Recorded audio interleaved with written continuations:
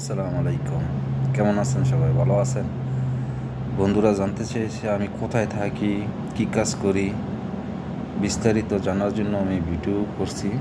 কিন্তু আমার পেশা না ভিডিও করা, আমার বন্ধুদের দেখানোর জন্য আর কি। আমার ঠিকানা ইনশাল্লাহ ধীরে ধীরে পেয়ে যাবেন ভিডিওর মাঝে। চলুন আমি কাজ দেখাচ্ছি আপনাদেরকে। অলরেডি আমি গাড়িগুলো দেখাইছি, এই গাড়িগুলো আমি পরিষ্কার করি, এটিও আমি দেখাবো আপনাদেরকে। দেখুন আমার কাজটা হলো প্রথম সকালবেলা এসে এই গাওয়াটা বানান,